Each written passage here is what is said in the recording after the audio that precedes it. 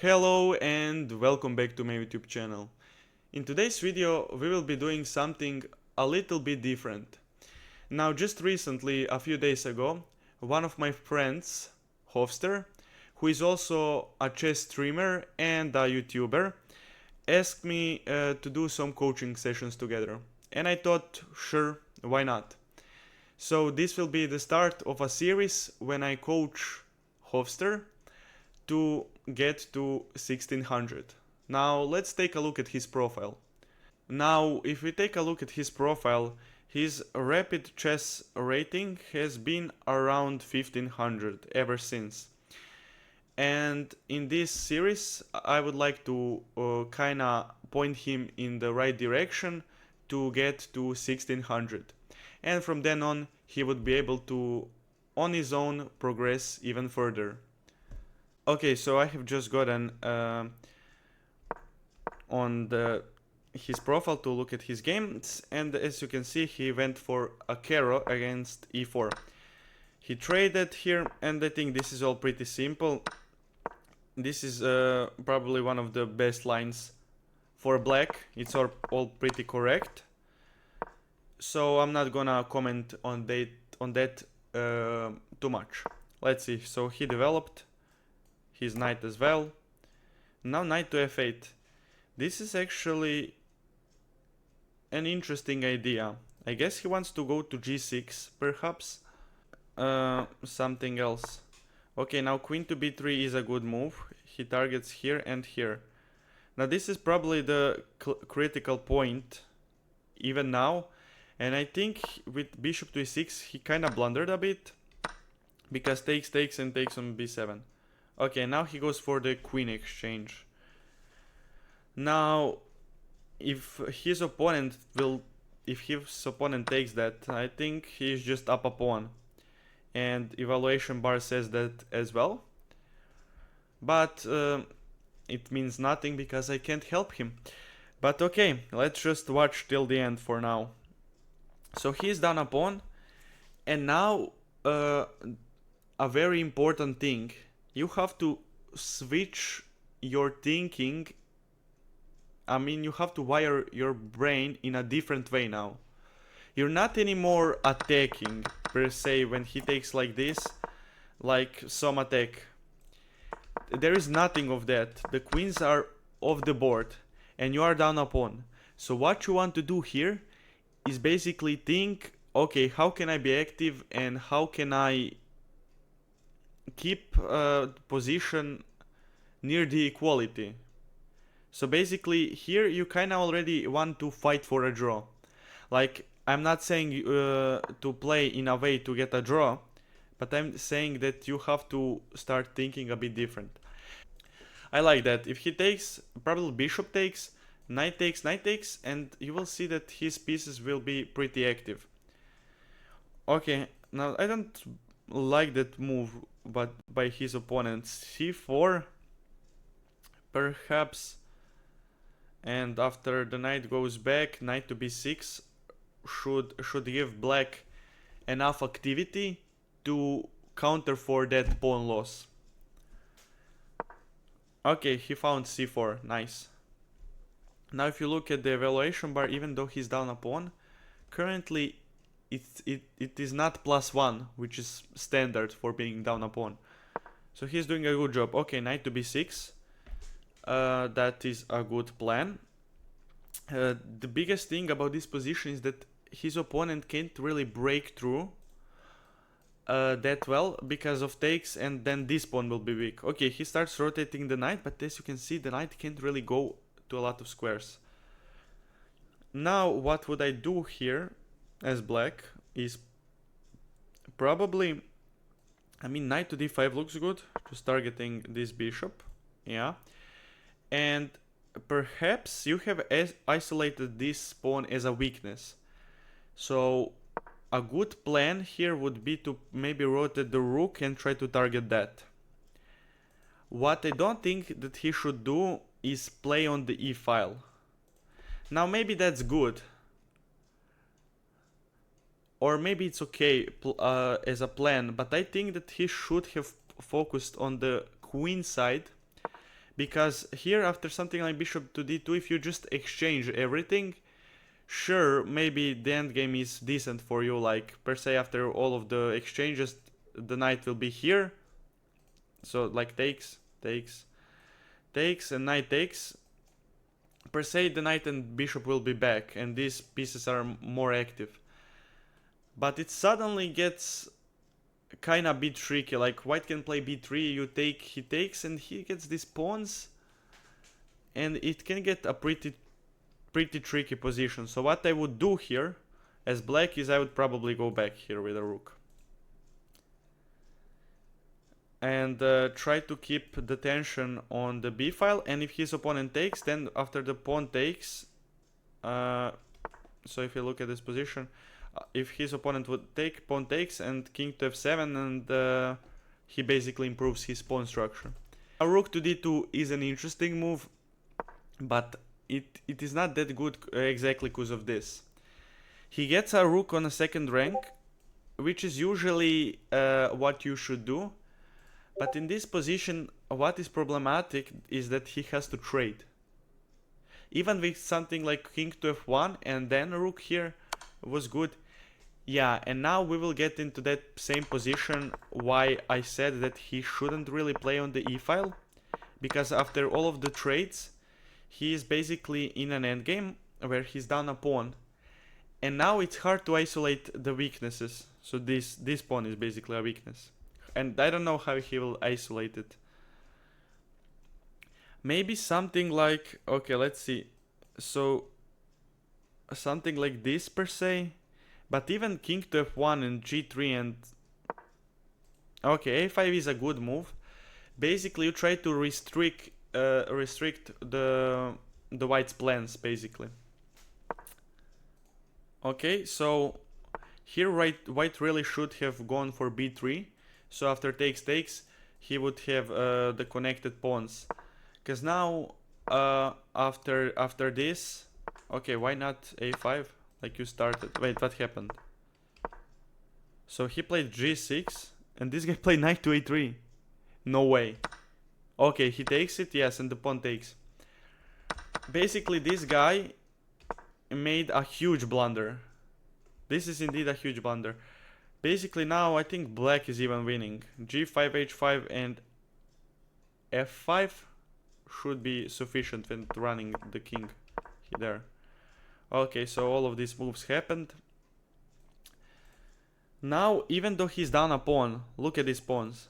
He's down this a2 pawn, which is trash. Okay, so he starts going on this side. So what he should do here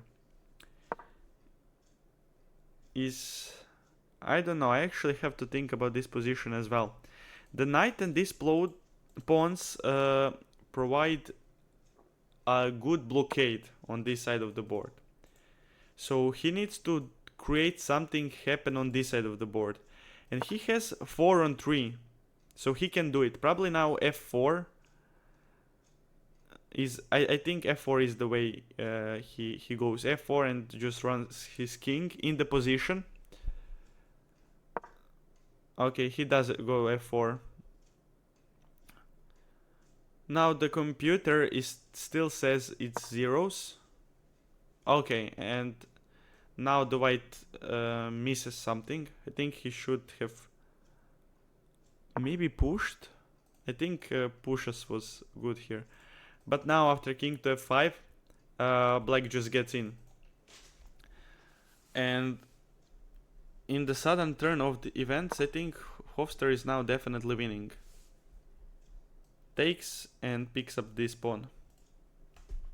Moves back, promotes. So it's a pretty simple way to win now. I will be mad if he doesn't see it.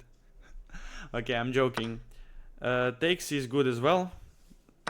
Because in the same fashion, basically you take, and push this pawn. Now, what he doesn't want to do is g4 here. He's still winning, but this is very simple win. So takes, here, protects, f6, something like that. Moves back, you take the pawn. you push these 2 pawns to the victory. So okay, so he does it. By the way, he's down to a minute on the clock, so it's intense. Okay, f6. Come on, do it. f6. Yes. Now you kick away this bishop and you get this pawn. And okay, take pawn and push. Here, push. So Hopster will win a pretty nice game. This will give him some rating. This is defended, yes. So just push. You don't care about his king. You just push, yes. Okay, now this is a skewer. I mean, this is just a check. It's not a skewer, but I think he pushes. Check goes here per se. No, that could be losing. Yeah, it's good for him to not do that. That would be maybe even losing. Although would it? I think that it would be even losing, yes. So yeah, okay, he moves his king up and just pushes the pawn. Simple. And after he promotes it, it is all over. Okay, goes back. Oh, he wants to close down this diagonal. That's smart. So now he'll push this to close the bishop scope, and then he can promote to a queen. And even with a minute on the clock, I'm pretty sure that he's capable of winning this endgame. This is even a blunder. This was, I think, even faster win, but okay. Resignation, nice. Okay, so from the opening, right, you played Caro. Yeah. And that was all pretty standard. Right, you face this line with knight to c3 often, probably. Yeah, the Tartic. I try to go into the Tartic hour. And now f6 is also the theory, right? Mm-hmm. So wait, yeah, up to which point did you know that it was theory? Keep going. So okay, so he moved his pawn. So up to knight f3 is standard, right? And then I castled, and then when he pushed his pawn, that's when I was like, yeah, because usually I bring out my bishop to pin the knight, but here I didn't have that option. I know the basic plan. You bring your rook to e8, you bring your knight, and you bring it over to f8 at some point. Okay. And yeah, that's really the plan. And then I try to go for like a big attack. Yeah, so usually white goes bishop to d3, right? Yeah, yeah. And then here I pin the knight. And then you would pin the knight. Okay, now h3 here is already kind of bad. Yeah. And why is that though? Yeah, why is that? Basically, he wastes a tempo.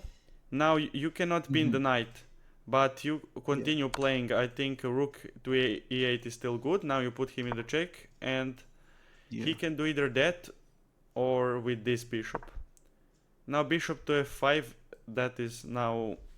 I mean, you can't go to g4 anymore, so you have to develop here. That was all pretty standard. But also here, I mean, with the evaluation, now this move was maybe interesting.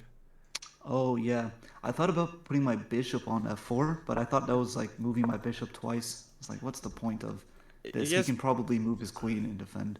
But you have an immediate threat of winning the pawn, right? Yeah. So, but then I calculated like he develops his queen if I take the bishop. You take the bishop and he has to take with the pawn, and maybe something like this. Okay, yeah, that's interesting. And it can be annoying for him. Like the king's forced to move. Yes, because how will he defend this pawn? Yeah, and he can't castle long anymore. Probably should have calculated a bit. Probably this now he has to do, right? That's crazy. Yeah, and no one would want to play that. Yeah, they would probably gambit this pawn instead with something like this. Mm-hmm. Yeah. So yeah, I mean that was an option, right? But you saw queen to d2. I mean it's kind of a far line. It's not really a mistake. Okay, so this was good. And now knight to f8. You said it's one of the ideas in the opening, right? Yeah, exactly. Also, maybe knight to b6, but I think that was fine. So now after queen to b6, it is Yeah, actually, this is where I got stuck. well, you made kind of a mistake. He basically made a double attack, and now I Hmm. think you pretty quickly played this, right? I actually thought about it for a bit. Because I was considering to either move my knight there, move my bishop there, or I don't even really know. I just knew that I was going to be losing a pawn. If I moved my knight there, I saw that he could probably like even start pushing. If I put my knight on that square, he could maybe even push his pawns up Oh, to you stood g4. here. Yeah, and then if my bishop is Yeah, like if disconnected, bishop then this, here or I guess my rook's defending it. I forget. But yeah, again, maybe in when the he end, I knew takes he was here. going to be winning a pawn. Yeah, but it is actually simple to defend it, no? I mean, okay, try to find it now. Oh, Uh, okay. Well, I so I mean, even oh, with the okay. So lines, oh but yeah, yeah. I'm dumb. There's like two. There's like one, two, three moves. Yeah, Yeah. all There's of like the queen moves would defend both. Even the rook here, did I not thought. see that. Yeah, I did not see that. Maybe rook here, I think, was also an interesting move, because you kind of, maybe in the future, immediately set up this, if You know, needed. I thought about that, and I forgot that the rook would also be defending the pawn. I just I thought about the position because I thought I was going to be losing the pawn regardless. So I said, what position do I want when I lose the pawn? Oh, And basically, I thought that you thought about this position, or with the bishop here, right? yeah, I thought at least if I move my bishop, then he can't take the pawn with the queen because I take his bishop, and so at least he has to trade and like get quick development for the pawn. But and I feel like moving my rook up was a mistake because when he took the pawn, And maybe this was interesting in a long run to try to push in the center, but yeah, it's the same. I mean, these pawns, even though they are double, they are not bad. They are useful I in felt taking like some squares. yeah, that's true. It blocks the knight, which is pretty nice from jumping. The issue that I had when I took with the rook, I realized that after I took with the rook, and Yeah. then he took back with the queen, I realized I wanted to play this move, uh, Uh, queen to d, like probably d7, or like oh, move my like queen here. up and defend the pawn. But I forgot that the rook. Wait, is the rook? I- Yeah, it's not defended. the rook is hanging, but you can like trap the queen. Oh my But but goodness. but okay, that is Stockfish now playing. It's Yeah, an ridiculous idea, but even if this happened, I mean, it's yeah, kind of the same position, right? Like, yeah. or you traded Let's see. here. And okay, Yeah, now usually you would not want to trade queens when you are down a pawn, right? yeah. But I thought in this position I had like the open b file that would give me maybe compensation, and then bring my knight in somehow. Yeah, it That was did like give my you thinking. compensation. Perhaps in this position also, I don't know if you thought about rook to b8, Yeah, because but I saw it was hanging the pawn if two ways. wait, which pawn? I mean, both pawns, right? Well, Okay, this that one pawn is not was. actually hanging. Do you see why? Oh, cause. Oh, wait. So that's just a. Wait, how do you trap it? Oh no, it's a discovery. Yeah, I see. Yeah, it's bishop to h2. Yeah, but what about the other pawn? Yes, you The can take the other a7 pawn. pawn, but the point is, in this position you are still Oh, down then a you can pawn, take the pawn. Got it. but Got your it. rook is active. Exactly. Yeah. So Okay. so maybe I you see. you, you could go for that. But okay, this was fine, all except that blunder, that was fine. But now here, basically now you transition, you Mm-hmm. transpose. Now it's endgame, Yeah. and usually when you are down a pawn, like in a middle game, you still have your queens, so there is potential to like attack or something. Yeah. But when you But don't, it's hard to like pick off loose pieces and stuff like that, yeah, or and create tactics. in the end game, you basically have to think. You cannot really attack him anymore.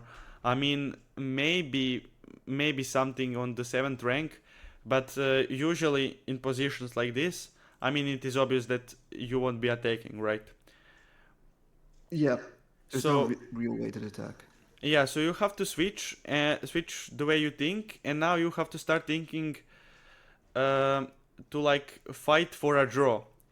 Now I don't say that you Yeah. should like trade all of the pieces and like try to hold a draw. I'm saying Hmm.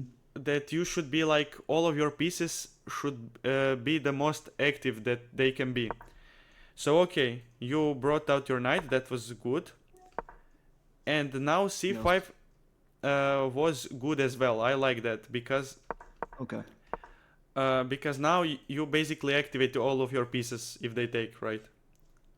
Yeah, exactly.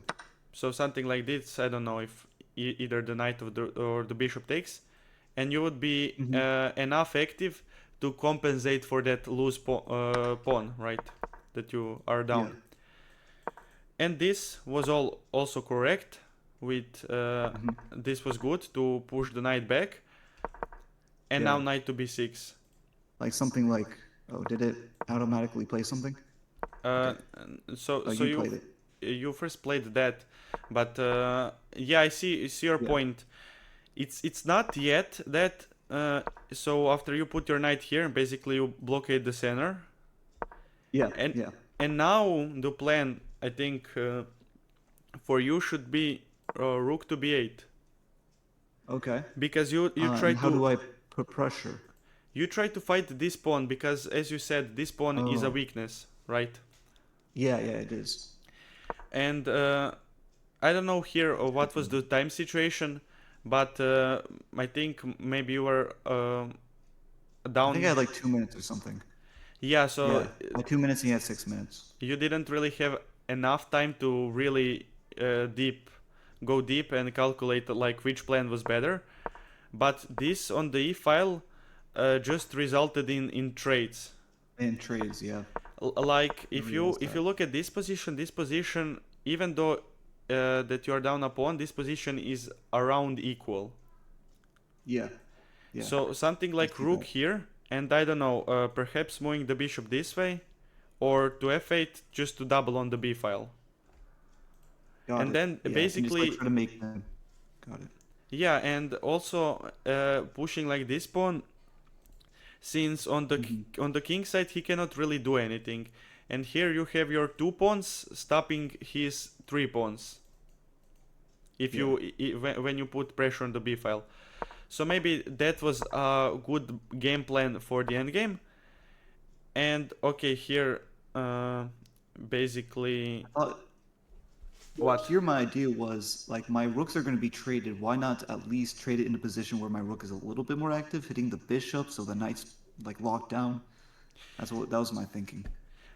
Yeah, I mean that's a lot of times the idea. You basically put your rook, so when they trade, your rook is now on a better square. Like Yeah. instead of trading on e8, right? Hmm. But here he can just immediately deal with it. Even Yeah. with something like king to f1, and you would have Yeah, to that's draw fine. That's back. true. But now again, now it's a different position again. In this endgame, Hmm. you could use this plan to put pressure on the b file, and now in this endgame, the white has a bigger advantage if he just gets rid of this weakness. Yeah. Like you can see that.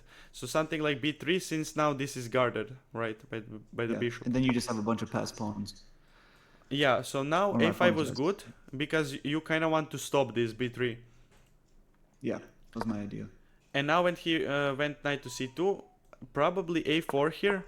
I don't know. You started playing on this side of the board now. Well, okay, yeah, I guess so. A4, and then if, yeah, I guess his knight cannot go to B4 because I'm defending that. I mean, And I mean, it his creates knight, passers. yeah, his knight can go to b4, but now you have stopped his like I don't know. His pawns Oh, can't pawn really. advancement. Yeah, basically Yeah, his I pawns see. are pretty stuck, and the point is, if you manage to do it all, I mean, I will just show you in the position what happened in the game because it is even more clear. Here, he helped you. He on his own Yeah. made his pawns bad, that he cannot advance anymore on this side. And even though that you are down a pawn, now you are playing on this side of the board. Yeah. Yeah. And Exactly. basically here you have 4 on 3. Yeah. Right. So all of that was good. I mean here even it was a low time. But you played correct, and here you basically went for this pawn, you took it, and then from then on it was pretty easy. Yeah. So yeah, I mean Exactly. from this game was pretty clean. There weren't any big blunders or like positional blunders. You played a pretty nice game. Maybe if we go back to here, right, one of these moves. Yeah. The Okay, queen moves or the rook. it happens basically in games that you make a small blunder, and from then on I guess you recovered nicely. And only thing about this position, maybe here to try and think of a different plan, because this kind of all went into trades, and it didn't really improve your position after the trades. Yeah. I think I played like all my rooks over to the e file because I was like, oh, it's an open file, I can take control of it. But it just resulted in trades down a pawn. So Yeah, yeah, but I should have addressed the weakness. I should have gone there and just started attacking that b pawn. yes, because it couldn't really advance forward, because like you immediately take here. You don't even need to probably. So I don't know, in some positions probably you could have played on this side of the board. But other than that, it was a pretty nice game, and that's why you won in the end, right? Yeah. Okay, now he actually got black again, which is which is actually pretty unfortunate. And he went for Caro again. It was basically the same opening, but now his opponent took. He took, and this guy went c4. Now this is actually pretty interesting to see what will happen. He can here take or knight to f6. Both are good. Okay, knight to f6, bishop to g4. Okay, and e6. Good. Now in this position we can talk about pawn structures.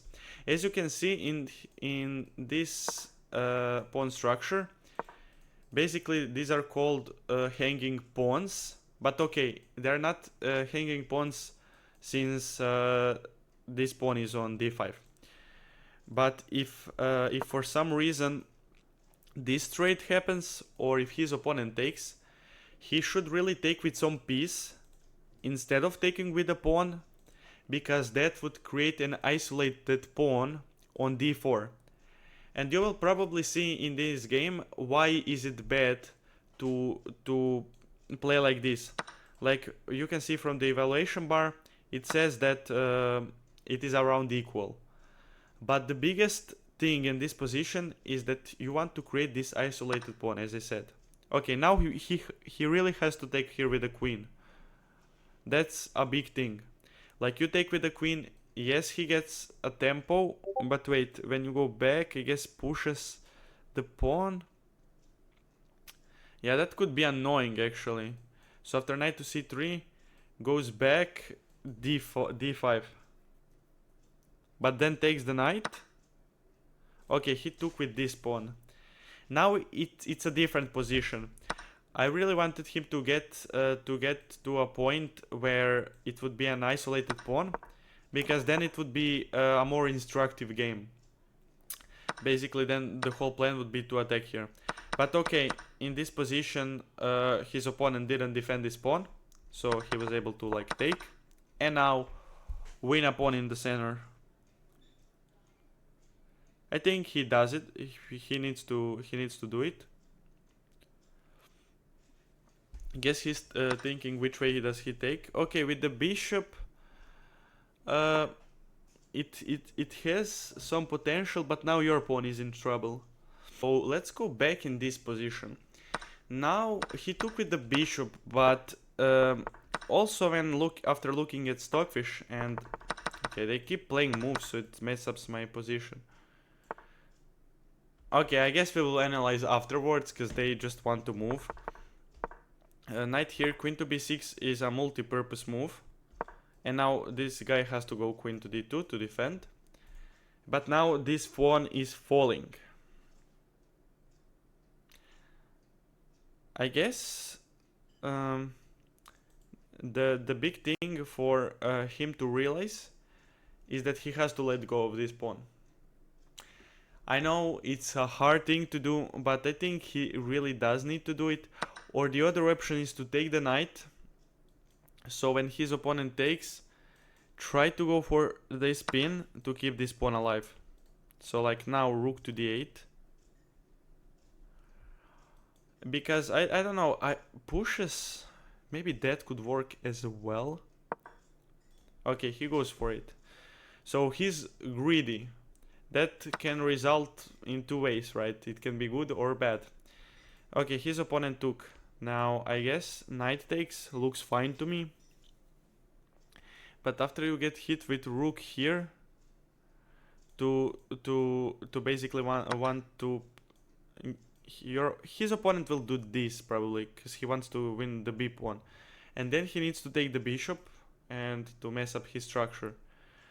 Now I guess his opponent should do a rook to e3, or okay, bishop here. That's another option. Rook here is a decent move to basically try to set up this fork. Also, it's hard for him to defend. I will understand if he loses a pawn in this position. Okay, he again tries to be greedy and really keep these pawns. But I think it might backfire on him, because after something like this, and if he goes here, other rook to here, and there will be so much pressure on this side of the board. I don't know, this was very interesting idea with rook to d8, but okay, he plays for an extra pawn, and we can't really blame him. Okay, so this is all around equality, and probably a rook to here now to try to push on these sides to create pressure. Because he can never really push b6 to stop this rook, because then this knight is pinned this way and it will be pinned this way as well.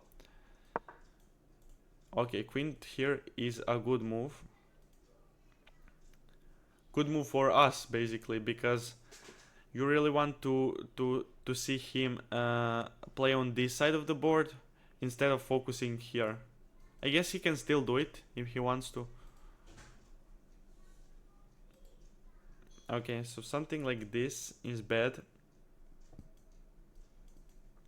Could be dangerous potentially.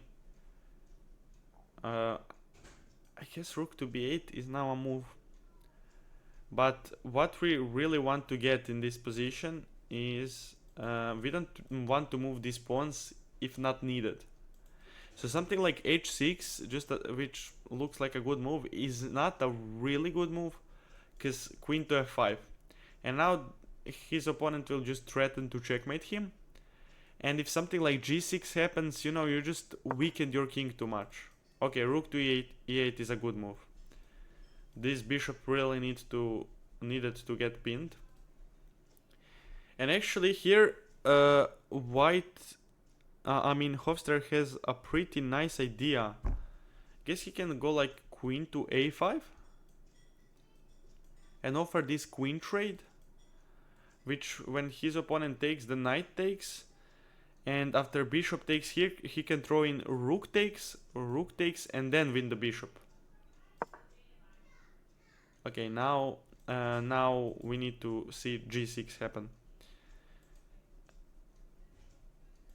We really need to see g6 happen here. Guess. Okay, now Gesta move. Let's see. So we can't use an explorer. But now we see the eval bar, and if something like h6 happens, then again queen to here, and he will need to push g6 as well. That happened. I can't move it, but if that had happened, queen to f5, g6, and then basically you created weaknesses.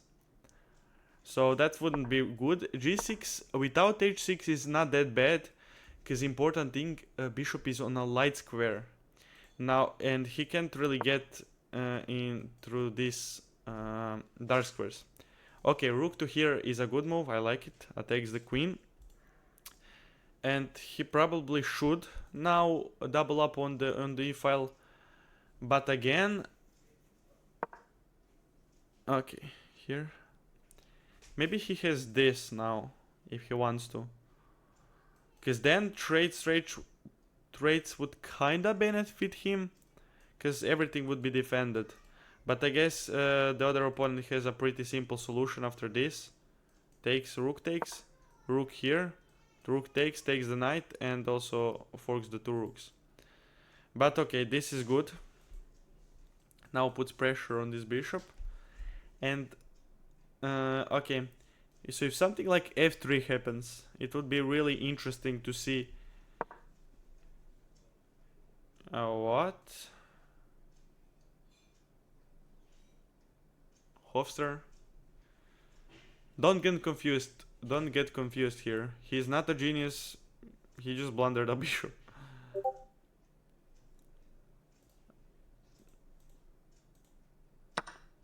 Yeah, okay. He basically wins a free bishop. I don't know what to say instructive about this position. Like, I'm not gonna say what your opponent attacks, right? Okay, so Hofstra wins a bishop, so he will win again, which is nice. Now you take the rook. Okay, still gotta be a bit careful, but I think this is just very, very sufficient. You have to now simplify down the position. Guess something like this would also work, because the knight defends important squares. Okay, queen to here is more correct. And on the next move we will basically exchange the rooks.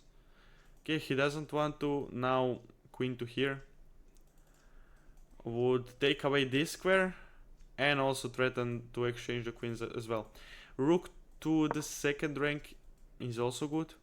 Yeah, so see, he's really good. He's really making good moves. The moves that I suggest. I would probably play like this as well. Watch out, your pawn is under attack. Pushing is sufficient, but going for the kill is probably the best.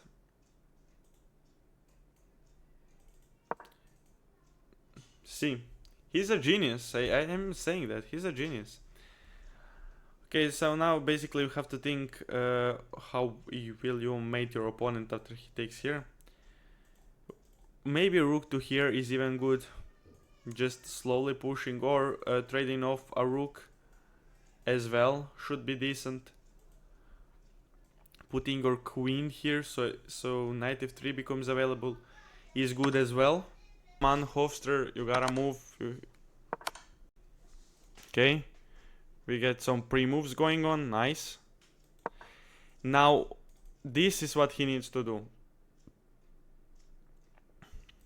Or, wait, knight to f5 and here per se. But also don't blunder this pawn, like first play a5. Come on, Hofstra, you can get it. Either play that or just go for the kill. Repeating moves, take here. Okay, now he threatens checkmate. That's good as well, but his opponent can be annoying here. It could be a bit problematic. In the end, he can get out of the checks. Okay, king to g7 check. Now f6.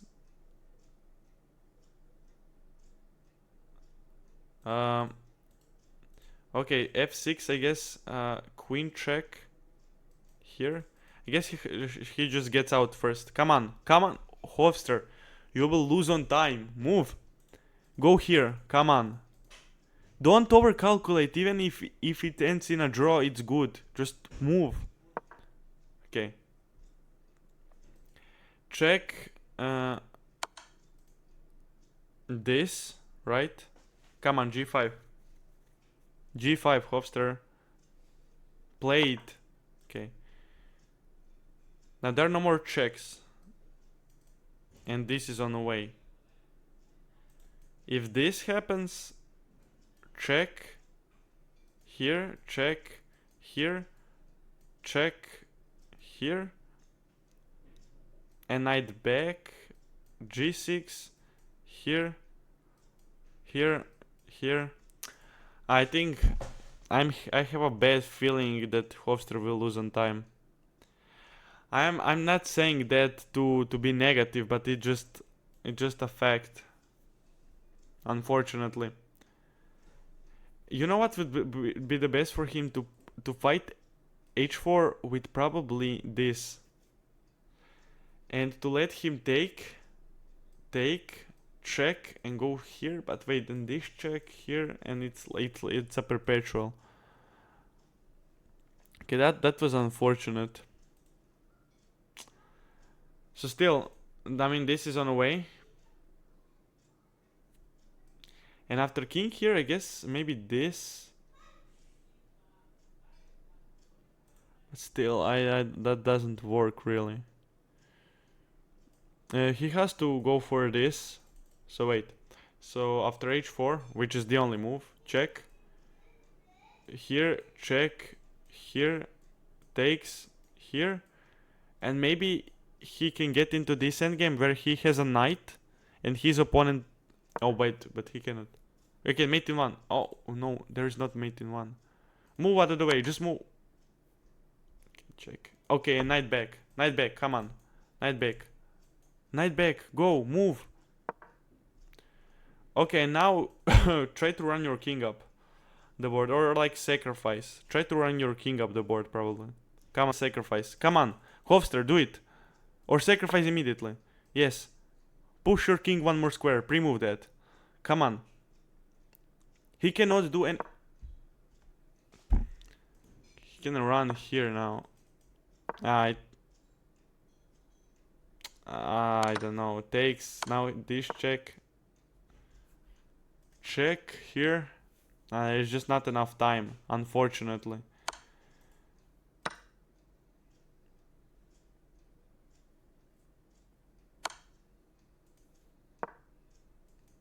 Okay, try to cover with the queen.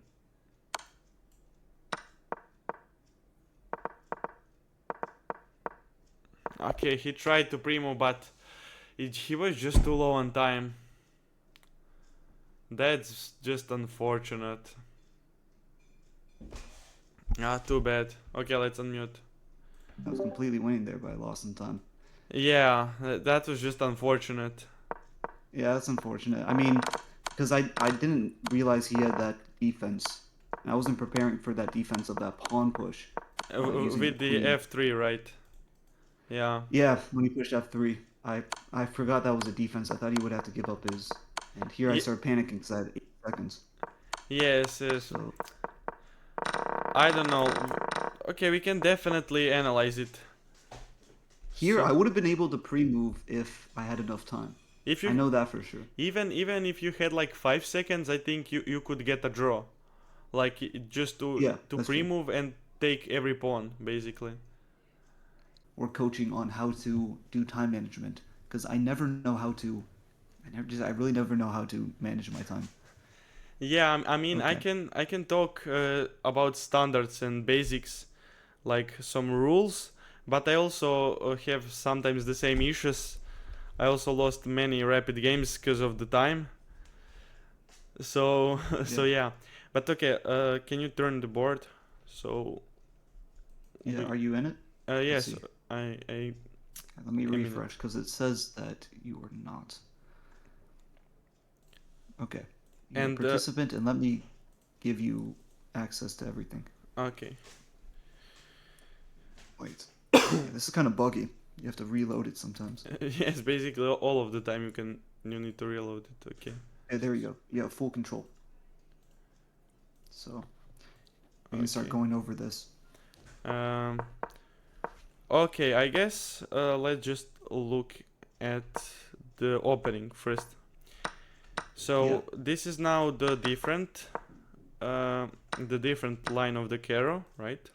Mm-hmm. And now you probably got surprised by c4, right? Yeah, I understand it's the Panov, right? That's what it's called.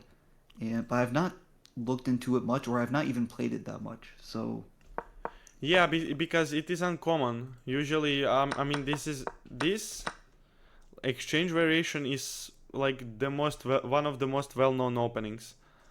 Like yeah, this is all pretty standard, but no one, and even c3, but no one really plays c4. And yeah. there, I never get the theory though. Like the you did like Bishop D3. I never get that. Never, nobody plays theory. I understand that's the so like like theoretical bishop to move. d3, no one plays that, right? Yeah, at my level, no one plays it because I understand grandmasters play it. It's the theoretical like line, but no one No, plays it. but sometimes sometimes theoretical lines are not really unusual moves. Like if you had the Hmm. white in this position, like this is how you would develop. So it's Yeah, not like that's true. it's very um, one of the crazy theory lines.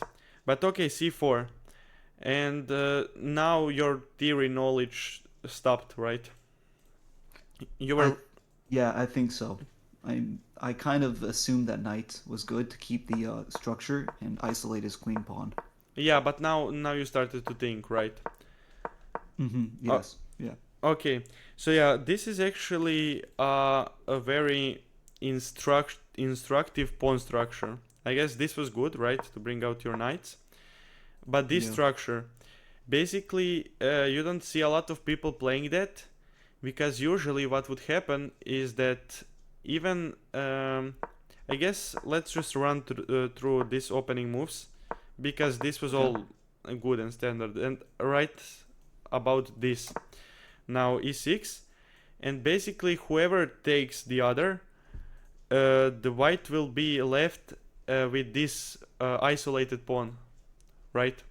Yeah. Yeah, that's true. So you have heard and something about isolated pawns, right? Yeah. Daniel Nerdisky has like some videos and he talks about it. Yeah, it's actually not that common, but when it happens, the point is, per se, if something like this happened.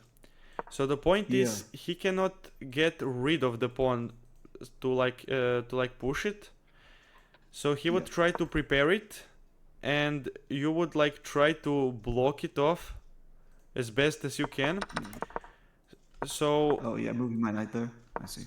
yeah, and now in the opening, maybe when you pinned the knight, I guess that was good, but then it was like hard for you to create an isolated pawn. So like all of this was good. You basically Yeah. developed your pieces, and this, and now he has a weakness here. But the thing is, True. you want to like set up your position uh, the best way you can. So like not really taking Mm. here immediately. I don't know if he okay, yeah, he took here. So basically what you would Yeah. want to do is kind of block off this pawn. So in an ideal world per se, I don't know. But per se something like this, and now he would push, right? He would want to get rid of it. Yeah. Yeah. But per se you could like block it off some way. And then you Yeah. would prepare your all of your pieces to be active and to stare down, and then later on in the game this pawn would just be undefendable. Yeah. It So becomes like a long-term weakness for him, right? yes, so that's basically how you would play it. And I guess here when he took, you probably spent some time here in this position, right? Yeah, so I thought about taking with my queen, but then I saw he can develop his knight with a tempo, and Yes, And I was like, that's not. I don't like this. that not it's not the tempo that is really the problem, because when you just go back, he will go d5, Yeah, and he will just get that rid too. of the weakness, and then as well he will get active. Now I don't Hmm. know, maybe this, to have bishops like this.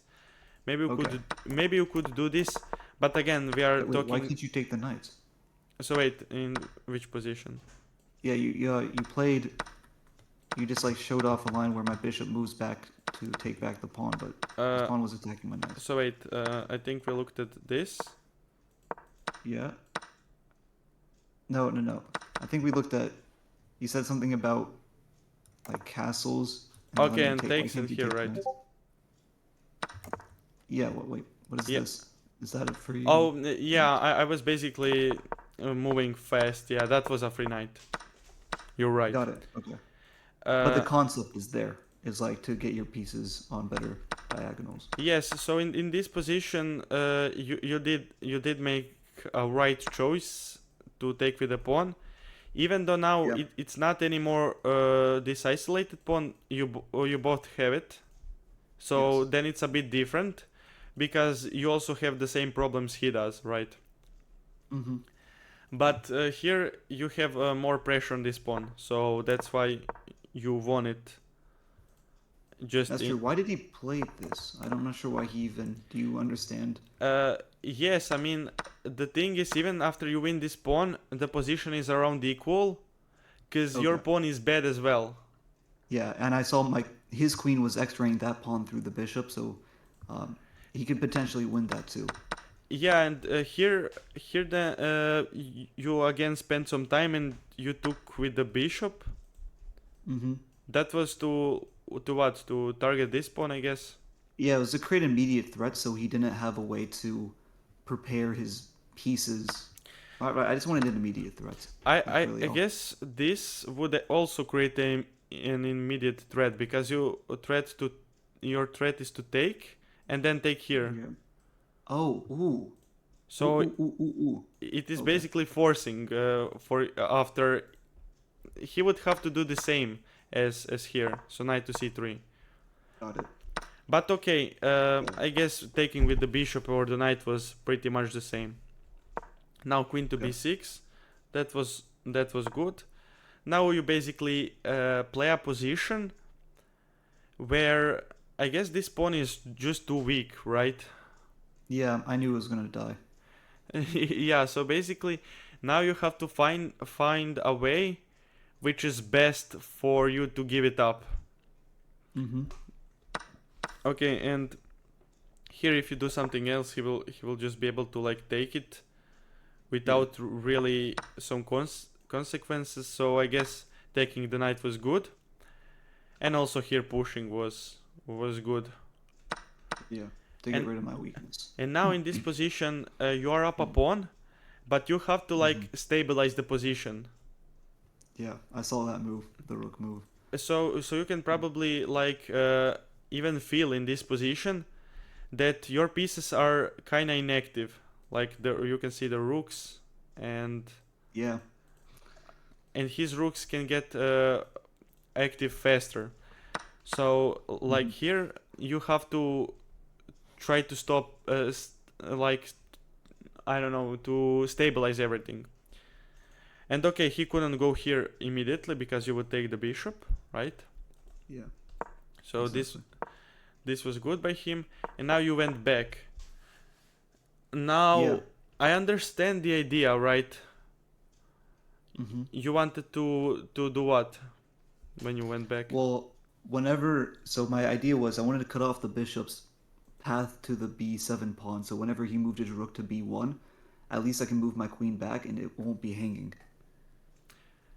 That pawn. Yes, I thought that as well. But maybe you could have been a bit more active in this position, so something like this. After bishop to e4, so something like this. Mm, yeah. To try and create some threats, because this with going back and now in this position, if he plays something like this, it is like basically impossible for you to do pretty much anything. Yeah. Cause I don't know, I think he just has a bit too much pressure in the position, and you can't push b6 to defend because of Yeah, because of the hangs down. knight. Yeah, so I don't know, something like this could happen, and maybe even white can here. Okay, like I don't know, how does white here put more pressure on the position? Probably. I mean, bring the queen in would be fine. But yeah, you're talking about the pawn push? Yeah, maybe the pawn push, or like queen, something like queen to here, basically threatens to win back the pawn. Oh, yeah. So you would have to Yes. defend it like this, right? Yeah, and I'm all like bunched up. Yeah, and And he's now more active. everything is pinned. I don't know. Yeah, so yeah, that's horrible. Yeah, I mean, the key thing is that you are up a pawn, but if you can like trade down into endgame, you will be winning. Yeah, But it is that's true. tricky to do. Yeah, that's my major like weakness is when I can really easily in a lot of games get an advantage by winning a pawn, but I don't know how to convert it because I understand that if I trade the queens in this position, then I'm just up two pawns, or sorry, up one pawn. But I just don't know how to convert it. I don't know how to like force queen trades or uh, position my pieces. Yeah, maybe when we go back to this position again, even maybe moving your, I don't know, your rook here, or this rook here. So now you again create this threat like of winning the queen, right? Yeah, but okay, so you move your rook there. Opponent moves to b1 with the rook. Then it's different. I think he loses like with force, right? With the knight to And then you win the queen. desperado. Wait, rook Yes, takes. Okay, so you can first take here, or you can do it this way. It doesn't really matter. You will got it. you will end up in this position, but that's not really the point. I guess if he moves something like here, now maybe this, Mm-hmm. I see. and if something like that, you can just be more active. Like you will give up this pawn, but you, yeah, I don't know. So if something The like this compensation happens. is good. Yes, okay, now there are many different threats again with some back rank issues, but Yeah. that's not the point. The point is like basically you would play more active, because Got it. when you are up a pawn, you can also think about the position in a way that you get like, I don't know. Okay, let's calculate. So in this position, you basically get two free moves. Right. Because Because I'm up a pawn. it takes him that long to win it back. Hmm. So basically, So you can think I about the see. position. Okay, what two moves can I make while he wins my pawn? Got it. So like rook here is actually not one of those moves, because he needs to respond again, right? Because you threatened to win the queen. So he has to respond again, and he still didn't won your pawn. Now I guess, Got it. I don't know. You could per se think about this position, Yeah. maybe, but okay, still it's not that good. But okay, so you defend like this, Mm-hmm. and now he went for some kind of attack. This was all good, Yeah. and now made threat. Now this is actually instructive, and when you play the rook to e8, that was good, because the Okay. point is you don't really want to make moves like this, Yeah. because you will just get more weaknesses when you push the pawns in front of your king. Mm-hmm. So usually the best way to defend, if you can, is to not push any of the pawns. Yeah. Like If you can. sometimes you need to push a pawn to create a room for king, right? Mm-hmm. But also, if your opponent is attacking you, uh, when your all pawns are on the 7th rank, it's a pretty good defense. I mean, this was Because it's this. flexible, right? Yeah, you can choose which way you will defend if it's needed. So yeah, h6 here wouldn't be very good. And yeah, now you need to respond. And what's the difference between like G and H6? H6 would put you nearly in the same position after this, right?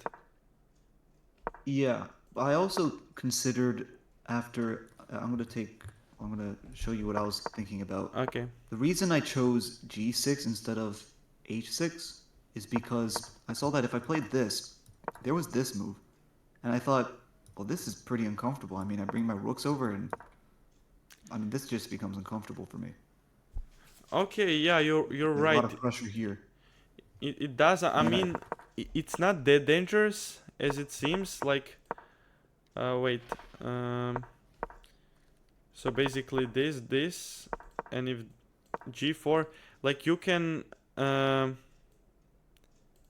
maybe defend like this, but I don't know if then he has the time to do something else, or now there's this, right?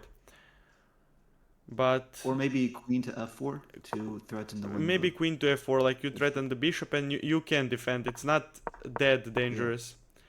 got it. But G6 Okay. is better because also you have to think, will you get in trouble when you play G6? Mm-hmm. Because if this bishop was on the dark squares, then G6 would be Yeah, basically a forbidden moot. move, right? Yeah, you would be losing. But now you Or just stop his bishop, so yeah, that was good.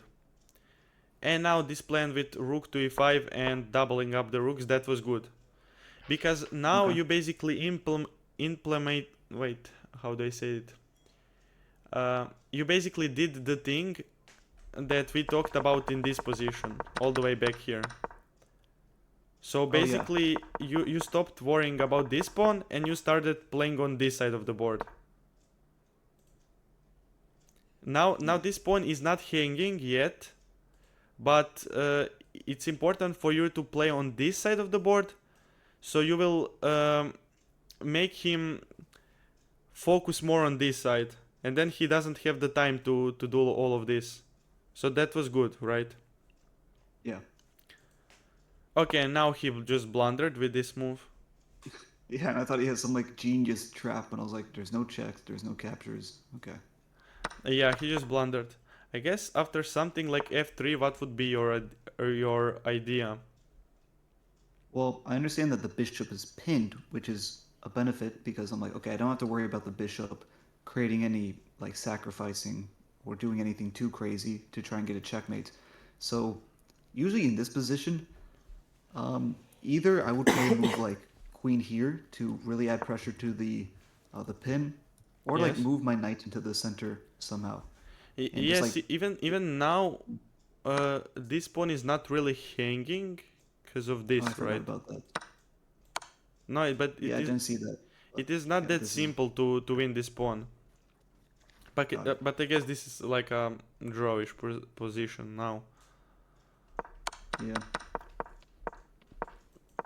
But okay, yes, this bishop would be pinned, so maybe something like this, Oh yeah, I thought about that too. and to try I to thought I was play. trapping the queen, Oh, how like this, but I right? was not. Yeah, something, but I just didn't see it. It didn't work. No, but the point is, you want to play f5 to attack the pinned piece, right? Hmm. Oh yeah. Oh, I didn't even see that. So you just kick away the Yeah, that would be a queen, good and move. then but f5 now doesn't work. I think so. Oh, because This. what sacrificing? Oh, there's a pin. And if you take the rook, Take he with me. takes and you're pinned. And if you take the Yeah, bishop, then this rook falls. got it.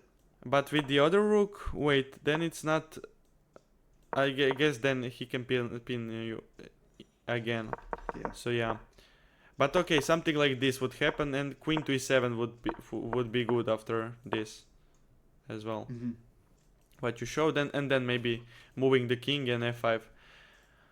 F5. Just like to try to force pieces off the board. Or get a king piece. Yes, because I don't know, here he can't really refuse. I mean, he can like this, but if he takes, then you basically got what you wanted. Because now you are up a pawn and he isn't really threatening to win it. Oh yeah, that's true. Anytime soon. Can't move. Yeah. So yeah, okay, that was good. And after the blunder, I guess, I don't know, how much time did you have here?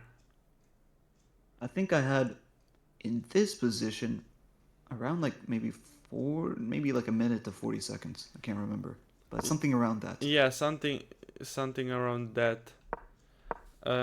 Okay, when I was watching, I was like suggesting moves, and I said, okay, now go here. Okay, now go here. So you made everything, you played everything correct. And now, nice. Right here, you're low time. Yeah. And I guess the best way to play this position when you have low time is to keep everything protected. Okay. So basically here, like, what you could do is play like this. Look at this.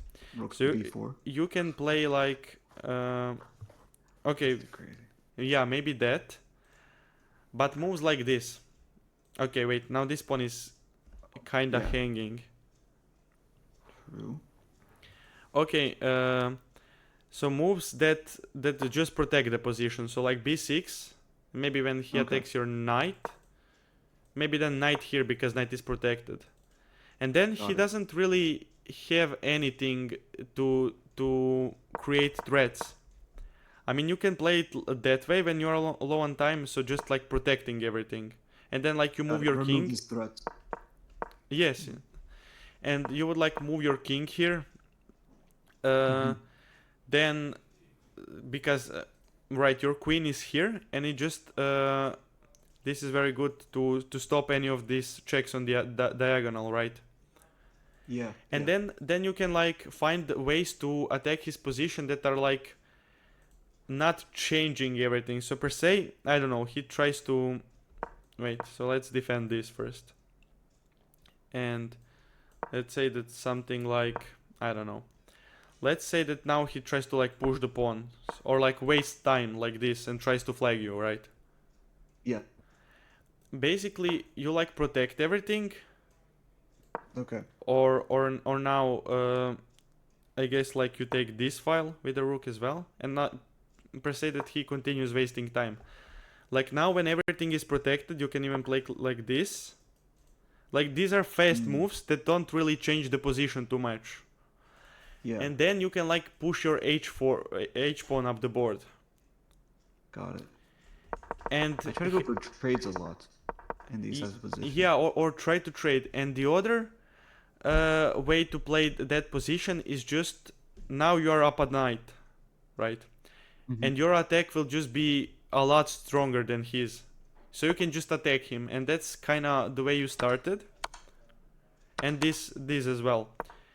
And now, I guess if you only try to attack him, you should have done it per se in a different way, like this. Okay. Like I see the evil bar now like drops because he can like take this and have this pawn. But I'm just saying, like, when you traded, now okay, this was a pretty good attack. Yeah. But I guess you just left your king to be checked. Yeah.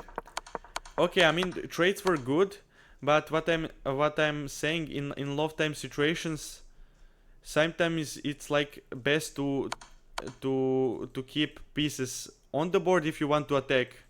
Because when you have a rook on this basically 7th rank with something like queen to f4, like checkmate is like basically right there, like maybe a few moves. Yeah. So it just makes it easier. Yeah, if he plays like one move that is not very accurate, like checking you or immediately going for the knight, it is already like basically over. I mean queen to here. And okay, here he would like struggle to defend, I don't know. But yeah, I mean this was all good. But now there were just too many checks and this defense, right? Yeah, didn't see that. Okay, in this position, how could you like simplify down? I don't know. This is If I this had is a like 10 seconds and the queens were off the board, I would be confident to win. But yeah, this is like a pretty. I mean, you did everything right. This check and knight here was what you should do. yeah. And here I looked at the position. Maybe what you could realize is that he cannot move anything. Like the queen Yeah. has to stay guarding this, and whenever the king moves here, there is knight to h3. Yeah. Okay. So only Yeah, I that, noticed that but the queen was tied down. yeah, but here you had 8 seconds. It is just it is basically impossible to do it. So yeah, I mean here you try to pre-move and you were very close. Like here when you traded off the queens, here, I mean you said it yourself. If you like had 5 more seconds. Yeah. So yeah, I mean again I don't know. You had the winning position, but just the time screw you over. So what are like some specific tips you can give on time? As I said, I mean I struggle with time myself as well, but I guess just in positions like this, you have to play faster. Like when you are up a knight, because per se, okay, when this happened, like even if you lose these 2 pawns, like I guess, but here you were already like low on time, right? Very low, like 20 28 seconds. seconds. Yeah. Basically, I mean, you can make moves that like protect everything, and I don't know, I don't know what else to say. I mean about this position. Like I mean, the just position's fine, the, right? Because the, I'm the winning. time was like too low. Exactly. Maybe when we go back here, when you still had a minute, but you did everything correct. Maybe like here, like in this position, like you spent like, if I remember correctly, like 10 seconds for each of these moves, or like Yeah, 20 probably. seconds for the knight move.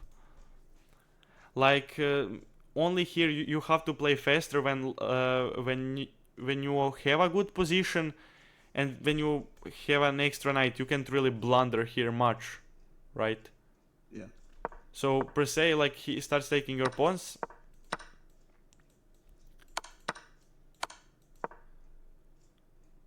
I mean, even if something like this happens, and still here, if you played all of this fast, and if you had some time left, but I don't know, it was tough, really. Yeah. But, it happens, I guess. Yeah, I mean, you did get a winning position, yes. Okay. And I made those like pre-moves, like the check and check, just because Hikaru likes to say tickle tickle. Yeah, Like yes, that's you can do it, and that's it gives very me like a little bit of time to think. that's very good.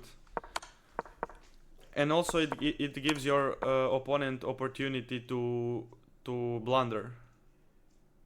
I mean, not. It's hard to blunder with those checks. It's forced pretty much. No. It gives like it is, but here he again has to think. Oh, Will he a go pawn back, remove. or maybe he will push the pawn? Got it. Yeah. Yeah. That is a useful tip. But other than that, I mean, you already know that you have to trade, and that. Yeah, I mean, it was just unfortunate win for your opponent. I mean, fortunate for him, but unfortunate for you. Yeah. My opponent typed "wow" at the end, so maybe they were like surprised they were able to squeak out the win. Yes. Is there any more like? We already talked about the position here. Yeah, other than, I guess the lesson to learn here is instead of trying to hold on your pawn by being defensive, turn your pawn into a activity advantage. So like instead of moving your knight back, like trade your pawn. You're gonna lose. You might lose it, but you can trade it for a like for an advantage in activity. Yes, And then basically, think of how many tempos that does your opponent need to how many moves does your opponent need to win this pawn, and that got many it. moves you can basically do for free. So that many moves you can basically attack him. Okay, per se, I don't know. Per se, you start to rotate your knight around here. Now this is defended, but I'm just saying. Yeah. Usually, if you the pawns were equal, your opponent might do something like this to stop you. But Hmm. when he's down a pawn, he won't think about stopping you from attacking. He will think about winning back that pawn. You know. Okay. So yeah, that. But it was good. You did the thing later. So you started playing on this side of the board, and kind of Yeah. let go of this pawn. Well, I saw there was like no way for him to win that pawn. Yes, If he but takes this pawn, even the if this in this position, that was also good to let it go now. yeah, in this position, well, because I was like, okay, I'm gonna give up a pawn, but I get to trade, and if I can trade everything down, even if you have an extra pawn, or not even an extra pawn, I'm up a pawn. Even Yeah. if you win it back, it's just I'm okay with that. Okay. So how do I get to 1600? I'm at like 1500 right now. Yeah, I guess play faster. Play faster? Yeah, I seem to get good positions. No, Just time. these two games today were pretty good. I mean, if you keep playing like that, for sure, you will soon get 1600. I mean, Yeah, only I thing had it once. look, only two real blunders in these two games were when you in that first game when you dropped the b pawn, Yeah. and in this game that you lacked time. Hmm. So you see, like, even for your rating, like that kind of blunders are common with people with basically even grandmasters. Like if Hikaru plays two games, he might get the same result if you, like you if he blunders once a pawn and if he loses the other game on time, because everything else was correct. Like you didn't lose because you blundered in in the middle game. Only it's because of time. I think I lost a lot of time. I'll I'll take control a little bit for here. I'll start Okay. moving. So here, whenever my opponent starts like, even though the pitch position is equal, I start getting a little bit nervous because I'm like, oh, what if they can bring their rooks up and start going for some type of checkmate, and I'm thinking there might be like some tactics or some pawn breaks in the future. And of course, it's losing because the bishop's hanging. But I'm just saying, Yeah, yeah. you know, as if the bishop was not hanging, then like a position like this would be, I wouldn't like this. I'll be like, what's going on here? Something bad's going to happen. Maybe he pushes the pawn, then sacrifices his bishop. So this is where I lose a lot of time, I found. Is whenever my opponent starts putting their queen and their like bishops aligned on my king. That's where I lose a lot of time, I noticed. Yes, I mean it happens to everyone. I mean I can tell you from my experience, it happens to me as well.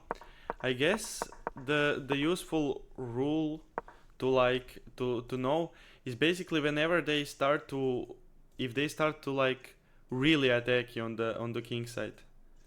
Yeah. Like what you can do is like play in the center, and that is like almost it has like 90% chance of being good. So per se they start to bring their rook in. So wait, I don't know if something like okay here and now it's black's move. You played this, but per se you played I don't know rook to here.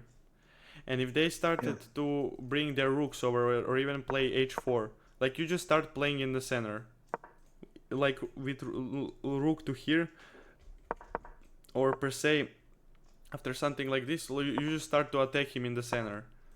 But okay, now there are different tactics. But Yeah. even per se here, like does a rook lift or something. Okay, now the bishop is hanging. Per se, something like this happens, so everything is protected. Or wait, like some position like this, and he tries to attack you.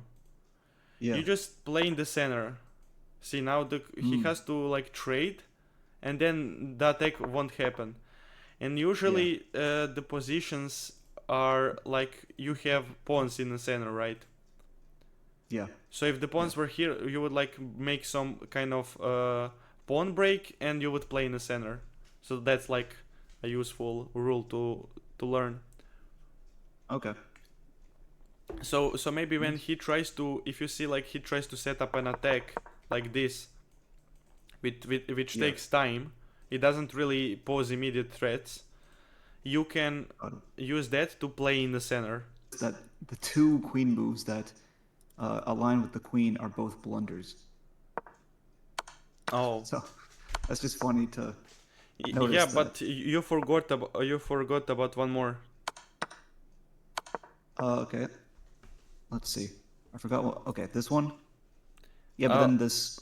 I thought this pawn was going to be loose. Okay, maybe let's look in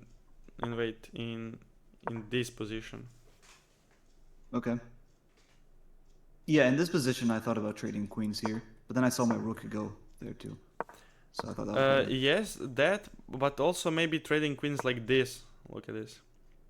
Ooh, okay. So the point is basically, I don't know. If he doesn't trade, then you take the pawn. Yes, and also some queen trades. You have to think like this. Your opponent will not want to queen trade, right? Yeah. So moves maybe like this are good, but he just moves out of the way, and your queen didn't really do much. While in this position, if he refuses a queen trade, then you like have some targets, you know, maybe f5 and. Yeah, but here I thought like if he queen trades, I take then. No, but the pawn won't be loose. That's the point. Yeah, but then the rook here is. Am I going crazy? Oh, okay, yeah. So you would like use tactics, and okay, even if you took here, okay, I guess this is just very equal position. Yes, yeah, so you would take the rook first, check, and then protect or something like this. Yeah. But yeah, you could try to trade the queens, but this was good as well. So you cannot really blame yourself. This was very good. Okay. Yeah. It's just more about I played the good moves, but how do I play them in good time? And I think it's just because I'm worrying about the wrong things. If I stopped worrying about it, I would just go for the immediate attack. Realize I'm not like really blundering anything. Yeah, I mean, in some positions you could play faster in some games, and you could do something better. But here you really created a mate threat, which is what you should do. And you did everything correct, but basically if you had few more seconds left, like this would be a win. So yeah, I mean, you can't really do much about that. Got it.